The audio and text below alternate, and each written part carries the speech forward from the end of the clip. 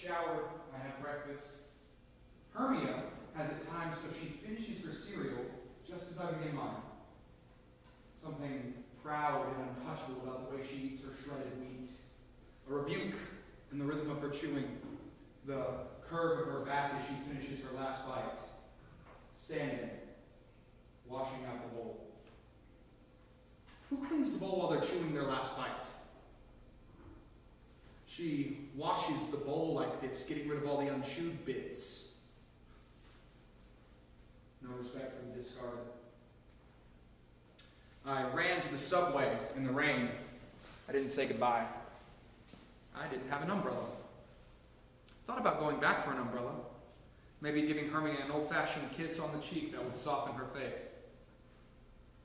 But then I remembered the curve of her implacable back, and I forged ahead in the rain, umbrellaless. You know, when people are so crushed together in the city, in the rain, so many people that not one person needs an umbrella. Because one umbrella covers 3 bodies. And everyone is yelling into their cell phones. And I'm thinking, where have all the phone booths gone?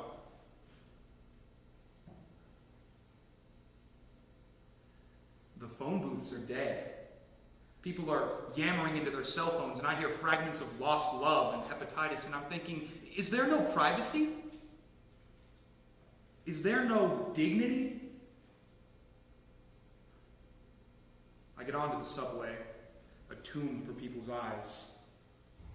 I believe that when people are in transit, their souls are not yet in their bodies. It takes a couple minutes to catch up. Walking, horseback, that's the speed at which the soul can stay in the body during travel. So airports and subway stations are very similar to hell. People are vulnerable, disembodied. They're looking around for their souls while they get a shoe shine. That's when you bomb them. In transit. But I didn't know that then. No, I was on the subway buried in an advertisement for a dermatology office thinking about the sale of a cornea. The way I'm talking, this is hindsight. My mind went, dermatology, cornea, rain, umbrella, Hermia's a bitch, lobster bisque.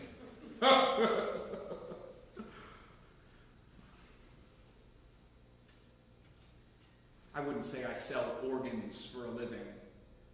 I connect people. See, a man in Iran needs money real bad, but he doesn't need his own kidney. Now, a woman in Sydney, she needs a kidney, but she doesn't need her own cash. I put these 2 people together. You're a sick person. You want to deal with red tape? You want to be put on hold for the next 7 years, listening to bad music while your organs dry out? Is that love? No. Is that compassion? No. I make people feel good about their new organs.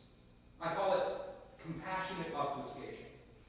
See, there are enough parts to make anybody whole. The problem is the right parts aren't yet in the right bodies. We need the right man to redistribute. One umbrella covers 3 bodies.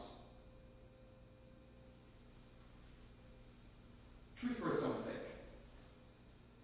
I never did understand the concept. Morality can often be measured by results. How good do you make people feel? You make them feel good? Then you're a good man. You help them live longer? Great.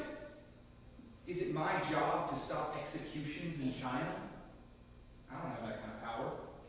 What I can do, however, is make sure that these miserable people who die for no good reason have a reason. I make sure that their organs go to someone who needs them. There was this surgeon I knew who did organ extractions in China, a highly trained surgeon. He couldn't stand it after a while. Political prisoners, barely even dead yet, it made him sick. Now, he's a sushi chef in New Jersey. I showed up at his counter one day. I ate his hamachi. Excellent. I don't dip my sashimi in soy sauce. Sushi is for adults. You really want to taste your sushi. Taste it. Don't drown it in soy sauce. That's for children. I ate my dinner in silence. Xie xie, I thanked him in Chinese. I think that must have startled him a little bit. Most people assume he's Japanese. I said to him, in Mandarin, you don't want people to know about your old line of work. Neither do I. Left it at that. Ate my sushi. You know, you can tell with tuna whether they slice it from the belly or from the tail end. You always get me the belly. It's the best part. But that day, the day I died, I didn't want to eat something that reminded me of body parts. No, I woke up that morning wanting a lobster bisque. So I got onto the subway. I got off at the cafe, the place I always go, and I walked up to the counter, and there was this familiar man standing behind it, this giant with huge knuckles. And I said to him, I'll have the lobster bisque. And he says, sorry, we're out. As though it were a casual, everyday thing to be out of lobster bisque on the day I was going to die. As though it was a friendly, careless matter, as though I could show up the following week. Sorry, we're out. So I say to him, did you have lobster bisque here 10 minutes ago? And he says, yes.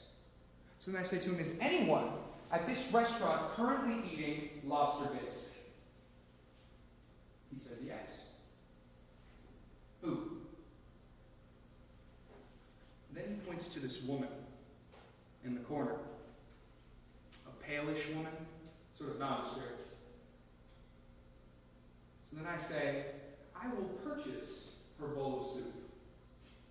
What? He says. So then I take out my wallet, I pull out 100, and then I see her. She's tilting the bowl to the side to scrape out the last bite of lobster bisque. I watch it go into her mouth. Slow motion.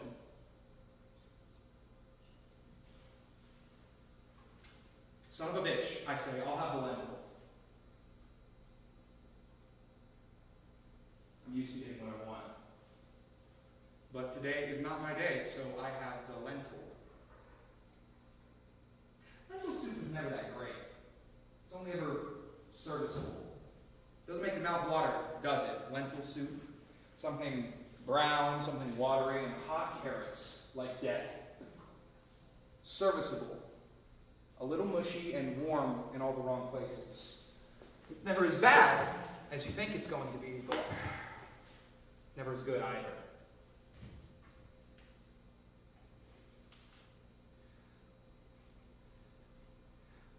Suddenly, I feel my heart compressing like there's a terrible bird in my chest.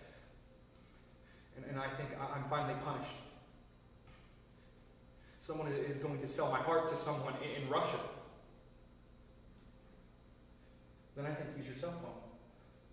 Call your wife, tell her to give you a decent burial, organs intact. But the wife's not supposed to know that you sell organs for a living. So just call the wife and tell her goodbye. But she never loved you enough to have the right tone of voice. The kind of voice you want to hear. Indescribably tender. A deathbed voice.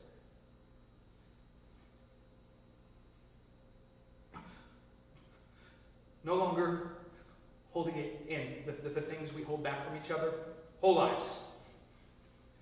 Most people give in at the last moment, but not Hermia. No, she'll keep it sealed up. That one last nugget of pride. She'll reserve that for her tin can spine so she can have an extra half inch of height. That thing, that wedge, that cold wedge between. I can't call it her. No, a disappointment. So call your mistress. Or your mother? No. Not mother. Mother would say, what a way to die, Gordon, in a cafe. Dwight? A man doesn't call his brother on his deathbed.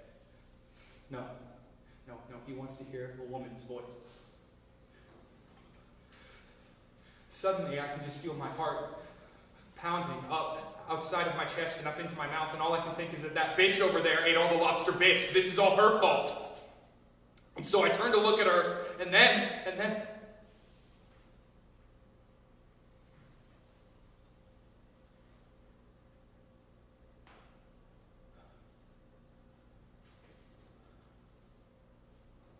I see.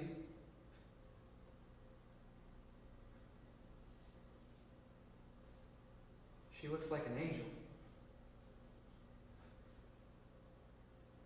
Not like a bitch at all.